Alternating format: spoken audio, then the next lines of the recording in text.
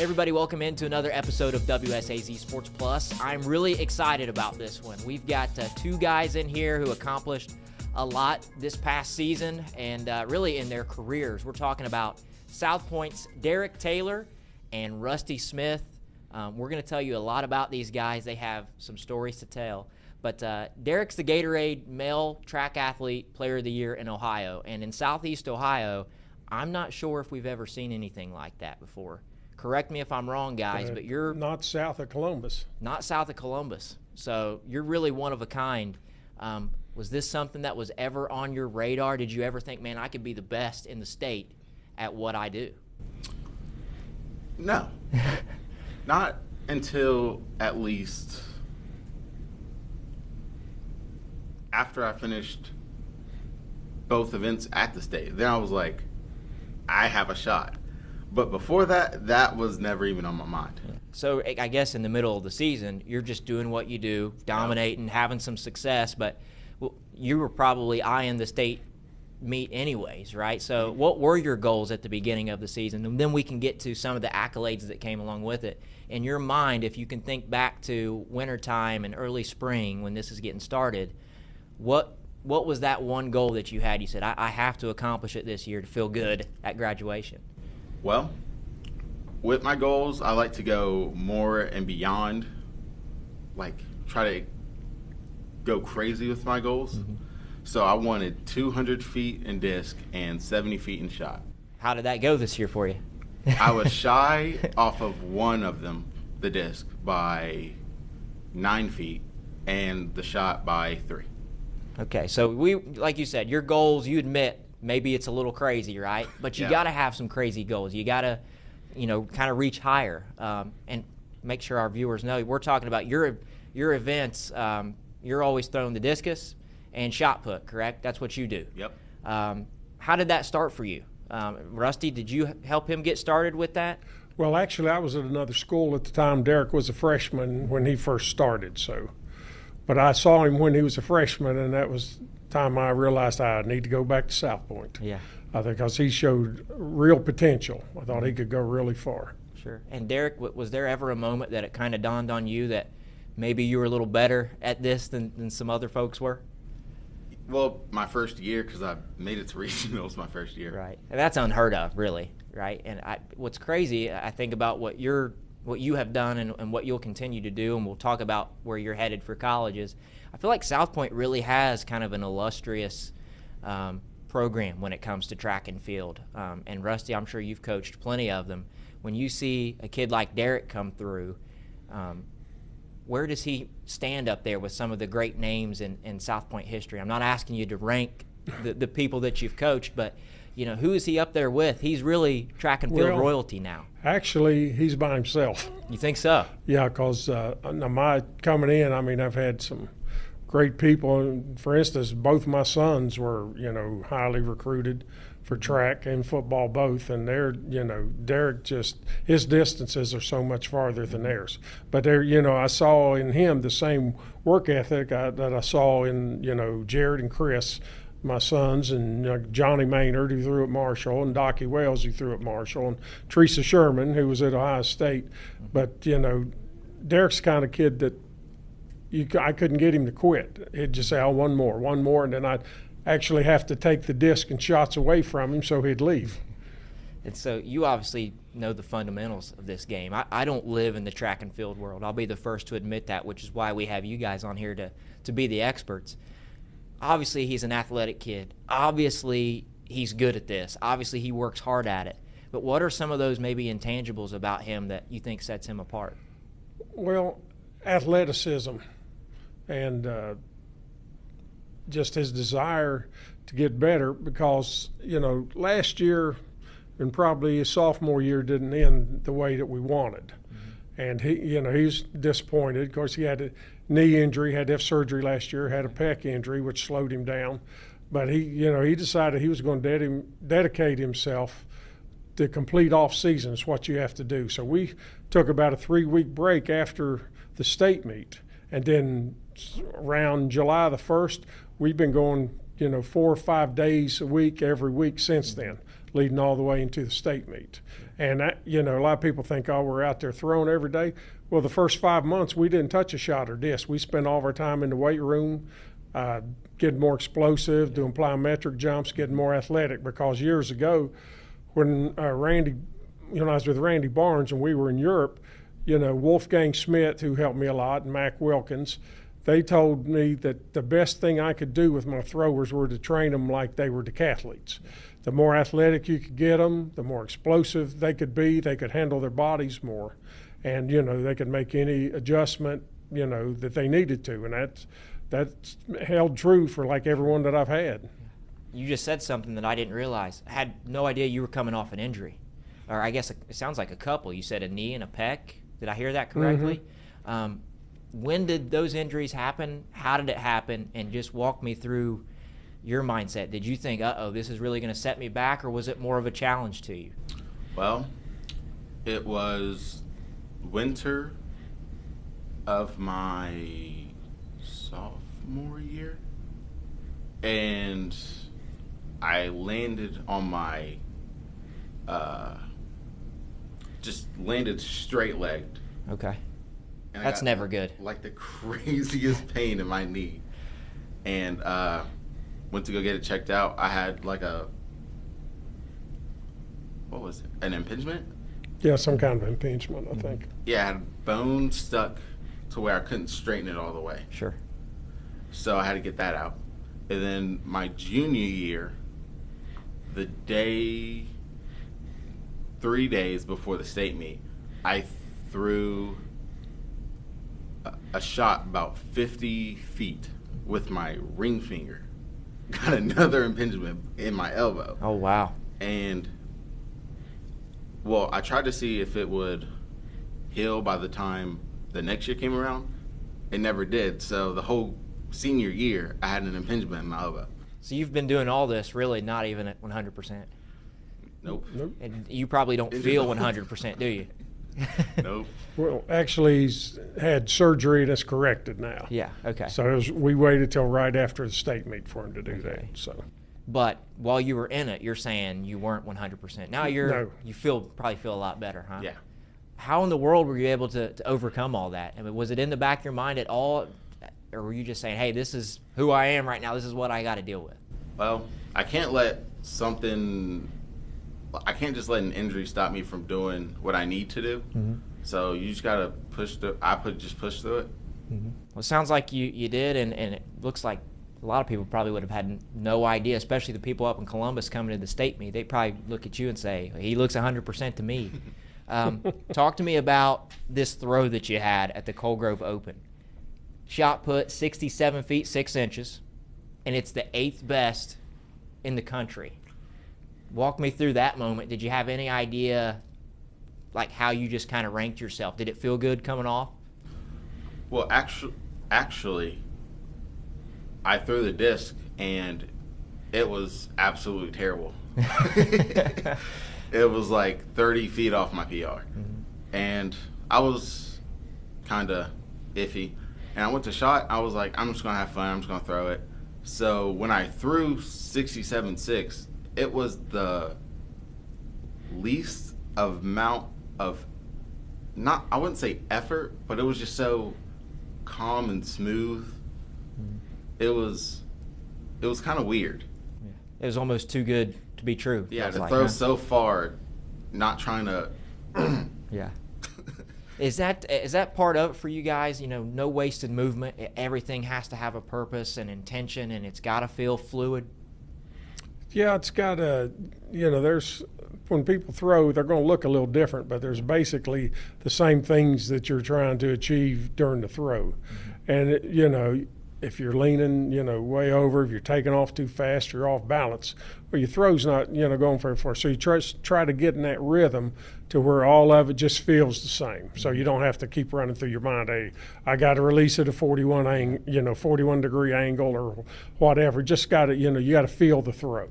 So you just got to be smooth and come all the way through it. Because like when, Derrick was talking about his goals, 200 feet and 70 feet. Well, when he relaxed in practice, he's thrown 200 feet many times in practice and over 70 feet with the shot in practice. But this season was just the worst season for weather. I mean, it rained so much at meets and got cold, and, wish we'd have had a little more, some more meets with warmer weather. He'd probably hit those goals pretty easy. Yeah, what are the perfect conditions for you? If you feel like, okay, I wake up on a morning and the weather looks like this, I'm going to have a good day. It's got to be not too hot and not too cold, like a cool feeling. Okay. And dry? Yeah. Okay. Does humidity bother you at all? Yeah. It does? Hey, you're being honest, right? How about you, Rusty? Are there days where you wake up and there's it's a meet day and you're thinking, ooh, when it's pouring the rain and the wind blowing, it's not going to be good. But I've seen him. Some of the meets we had in the rain, he's thrown 66 feet and over in the rain. So it's it just you get ready for it. We practice in it. Yeah. So a lot of people won't practice. We'll get out there. Sometimes we'll get the ring wet just so they can throw those kind of conditions. Sure. So that day at Cold Grove, when they say, hey, 67-6. What was your reaction to that? Did it feel like 67-6? You said it felt good. That's for sure. I mean, what was your reaction when they told you that? Did you feel like, man, we just got to do that every time now? It was amazing. It was an amazing feeling. You were already on the map before that, though, right? But did that help your recruitment out? Did people start to take notice of you after you do something like that? And that's a top 10 measurement in all of the country? Yeah, it totally started getting crazy. Okay, so is that kind of when the recruitment started, or did you have some other interests, some other looks before that? Well, I guess walk me through how we ended up committing to Tennessee. It definitely started in the winter. Okay. At the Otterbein meet when I threw 65. Okay. Well, 66.9 1/2. Oh, that. We'll take it regardless, right? Yeah, when he threw the 66.9 1/2 for about 45 minutes. It was the number one throw in the country, and then Jackson Cantwell had his first meet and beat it, so I had knocked Derrick down to second. Short-lived. So he did finish second, I think, in the nation in indoors. I guess it's when you put up a measurement like that, there's always somebody that's like, well, I'm coming for you now, right? Well, he'd already had talked, some people had contacted him and all that, and for instance, Tennessee said, hey, if you throw, X distance in the shot, X in the discus, we'll give you a scholarship. So as soon as he threw that, he had a scholarship offer 3 minutes later. Wow. So it takes off pretty quick. And the big thing about track, they have some camps and all that, but the main thing is what is your performance number? Mm-hmm. How far do you throw? How fast do you run? Once you hit those, nothing else matters. That's what they come after, your mark. Sure. When you were growing up, did you see this as a potential avenue for you? Did you feel like, oh man, I'm going to go to Tennessee or go anywhere and do this, or were you mainly looking at other sports? I don't know. I didn't even have track as a option. Really? At first, I didn't even want to do it. I was more of a basketball, football kind of guy. Okay. You just showed me video. You can dunk, and we know you can play some ball. Yep. Whether it's on the gridiron, on the hardwood, you're just kind of an all-around athletic guy. So how did you kind of fall in love with this? Well, my athletic director, Chase Krotzenberg. Oh, yeah. He came up to me and was like, you should just try it. I was like, okay. And, well, whatever I do, I just give 120 no matter what it is, mm-hmm. even though I kind of didn't even want to do it. Mm-hmm. But I gave it what I had, and it was really fun. So I was like, I'm going to keep doing it. Yeah. And I understand you're the first two-time state champion in South Point's history, at least for quite some time. 15, 20 years is what it sounds like. You probably are the history guy, right? Yeah. Do you know some of the other athletes that have done some things like this? It really is unheard of. Yeah. Give me some historical context of what he just did this year. Well, no one at the school has ever won 2 events in state championships in the same year. Okay. Now, Teresa Sherman, when I had her, she's a discus thrower. She won the state 3 years in a row. Mm-hmm. But, most of the people we've had hurdle champions, and I've had shot put champions and discus champions. But, usually they just win one event. And Derrick is the first one to ever, do the double at the state meet. Yeah. Has that set in for you? Like your name's going to be up at the track forever and ever, and there's going to be kids 15, 20 years from now that might be like, man, I want to be like Derrick Taylor. Has that hit you? Yeah, it's such a weird but like great feeling, kind of. Yeah. Yeah, and so obviously your career's not over with yet. Who knows what you're going to go on to accomplish at Tennessee? But walk me through how you landed on Tennessee. I know that is a place I've never visited, never been to Knoxville, but I know that is a fan base that is passionate in just about any sport. It sounds like a fun place to go to school, and people love putting on the orange, right? What sold you on the University of Tennessee?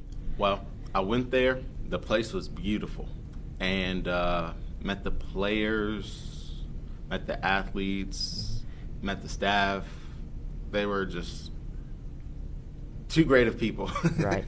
I just enjoyed being there. I thought it could be my home. Yeah, I mean, it sounds like it wasn't all that difficult of a decision, even though it is a big decision. Yeah. Right?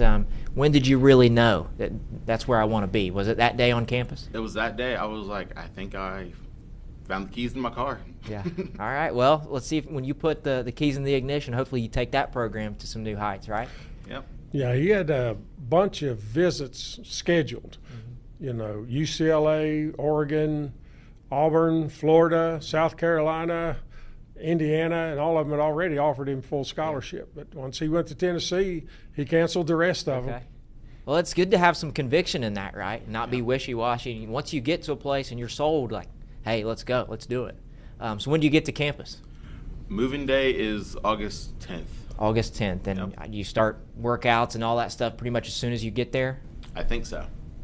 What are your goals when you get up there? Not necessarily maybe for your first year, but by the time it's all said and done, 4 or 5 years from now, and you use up your eligibility, what do you hope to accomplish there at Tennessee?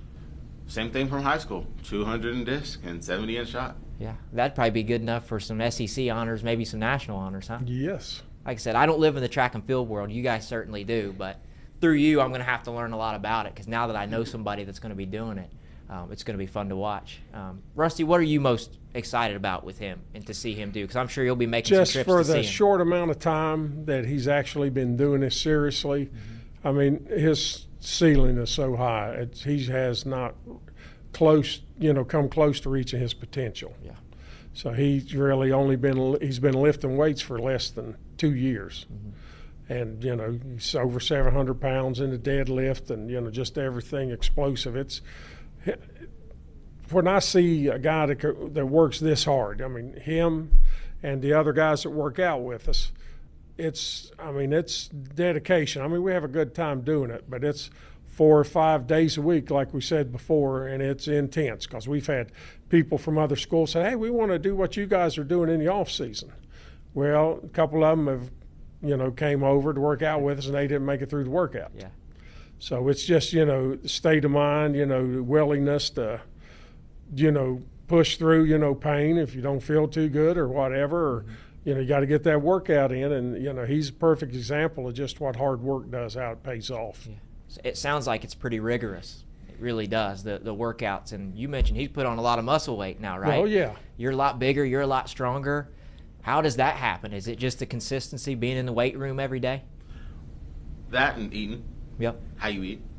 Yeah. What do you eat? What's Derrick Taylor eat on a daily basis? Oh, what's your everything prime meal, Well, favorite food, spaghetti, and a lot of chocolate milk. A lot of chocolate milk? Okay. Now, are you? Yes, sir. Are you going spaghetti with chocolate No, milk? not with it. Okay. Not with it. So that'd be a little wild. I can Yeah. remember as a kid in the school lunch line, I would get Wendy's chicken nuggets with chocolate milk. Now, I was like 9, 10 years old, but you probably can't do that if you're going to be a D1 athlete at Tennessee. Yeah. So spaghetti and chocolate milk. We're going to put a PSA out to all of South Point and any would-be, shot put discus athlete out there that's the recipe for success, huh? Just not together. There it is. There it is. You talked about kind of the legacy that you're leaving behind at South Point and the fact that kids are going to be looking up to you and they'll see your name. And that, that really can't be understated. I think that's really important that they can see somebody like you who has done it at a high level and is going to continue to do it at a high level and have kind of that bar to reach for. What would be your message to a young athlete, whether it's at South Point or anywhere in our area that would like to do what you're doing? About just working hard and having that drive to, maybe have some crazy goals, but they're not so crazy when you actually achieve them, right? Well, me personally, life's too short, and I don't want any regrets when I get older. So when I take to do things, I just do it with everything I have. So at least if I don't accomplish what I want to, I can have a great feeling that I gave everything I could to whatever I was doing. So you said no regrets looking Nope. back on your high school career. What's the one moment that sticks out? I don't want to speak for you, but I would imagine up there at the Jesse Owens Stadium there in Columbus was probably a big one. Is that the moment for you? Is there something else along the way that sticks out? Standing on first place 2 days in a row with chocolate milk. Oh, that was that was amazing. The OHSA always gives you chocolate milk, don't they? Yep. They must have a sponsorship with Nesquik or something. I don't know what their chocolate milk is, but guys, I've really loved this conversation, and I mean, we can keep it going as long as you want, but Rusty, I want to ask you the same question that I asked him. What do you hope young athletes in this area can take away from his story, or what do you hope they'll take away from it? It's a story that's still being written, but right now you can look at what he did in high school, and it's already super impressive. What do you hope people take away from him? Just the dedication that you got to have. You got to have dedication and discipline, and you have to show up. Because a lot of people think, hey, I'll do this, and I'll wait till track season, then I'll start. Well, by that time it's too late. Champions are made in the off season. I don't care what sport it is. And you got to have all that drive and everything, and you got to use it every day. Yeah. You can't just say, then, we know some people go out, and if, they didn't work hard and someone else did, and someone else gets their spot, well, the coach doesn't like me, or, but you got to work hard. That's all there is to it. You got to know what you're working for and be specific. I mean, like in the weight room, we're not bodybuilders, so we don't go in there and bodybuild. Sure. We do everything to get stronger, get more explosive, no matter what size you are. 'Cause one of Derrick's training partners is my oldest grandson. Well, in the winter, Derrick deadlifts 700 pounds, and Gunner, he just finished his sophomore year, plays baseball at Raceland. He's 145 pounds. He deadlifted 500. Okay. Wow. So if you put it Swartz formula, like pounds over body weight, Gunner was actually a little bit stronger than Derrick on the deadlift. I think you just challenged him over there is what it sounds like. He's I don't know about that. I mean, it's, you got to compete against yourself. Sure. You don't worry about, what someone else is doing. And you want to, like Derrick's numbers always, and I did that with my sons because both my sons used to be the school record holders, and one beat the other. And then, even people have asked me, well, didn't you feel funny helping Derrick beat your boys' records? I said, no, because I said they helped too. Yeah. But, you just got to stay with it, stay dedicated. You got to love what you're doing. Sure. Have we figured out how many school records you own? Do we know? Maybe we'll have to look into that. Well, he has, of course, school record in the shot put, in the discus. But the thing is, I don't know how many times he's broken it. Mm-hmm. We didn't keep track of that, but he has the conference meet record shot and disc. He has the district record shot and disc. He has the regional record shot and disc. And only ones we didn't get were the state records. That's all right. You got the state titles. Yeah. You got the gold around your neck, and then I don't know if it's ever been done, but I know no one's ever done it around here before. But he's every meet, indoor and outdoors this year, he was over 60 feet. And he's had, I think it was 11 throws over 180, had the one throw over 190. So that's probably the farthest combined thrower ever from this area. Yeah. And the consistency sounds like is key. You may not have your best day, but as long as it's somewhere within your average, you're going to be all right. Yep. Especially when you're as big, as strong, and as athletic as you are. So, well, guys, I think that's all I've got. It sounds like work hard, do it with intention. Don't do anything 50% because you're saying you're going 120 each time. And then, of course, spaghetti and chocolate milk, right? Especially the chocolate milk. Especially the chocolate milk. I do chocolate milk with my spaghetti. We're going to have to get a live camera on you doing that one day, or you can sit in the stands and watch him and chocolate eat that. milk with everything for me. Well, I certainly appreciate you guys coming across the river from South Point and talking to us. I hope that parents show this to their kids, because I think they need to know that there are guys like you out there that are doing big things, and maybe it'll inspire them to do something that they otherwise didn't see as an option for them. So appreciate you all coming in. Thank you. Thank you. All right, that pretty much does it for this episode of WSAZ Sports Plus. If you like this episode, if you like what we're doing on this program, go follow us on social media. I'd highly encourage you to do that. We post a lot of clips of this program over on our accounts at WSAZ Sports Plus. That way you can share something that you liked, share a special quote, a special video that we have on here. Make sure people get to see it, because that's what we do it for. We want you to hear these conversations. We want to kind of shine a light on some of these individuals that are doing some big things and accomplishing a lot of important stuff. I think that's very important to make sure people hear these stories and we kind of give them their flowers when it's due. Also, want to remind you guys that we are now on podcast platforms. Maybe some of you right now are listening to it in your car or listening to it as you're doing things around the house. If you're just an audio listener and you don't really care to see it, that's great. Just go subscribe to us over on Spotify and Apple Podcasts. I'm a podcast listener myself, whether I'm driving to work each morning and each evening, or on a long road trip. If you're headed to the beach, heading back from the beach, heading to dinner, whatever, you can easily just find us over on those podcast platforms. Just search WSAZ Sports Plus. You can subscribe. It's going to send you notifications every time we drop an episode, and I'll probably make sure that these episodes are posted really about the same time that we stream this over on the WSAZ app. So every Tuesday around 6:30, these episodes will be live for you. Not necessarily live, but will be available for you on demand on those podcast platforms. So appreciate you all joining us for this episode. For now, this has been WSAZ Sports Plus. We'll see you next week.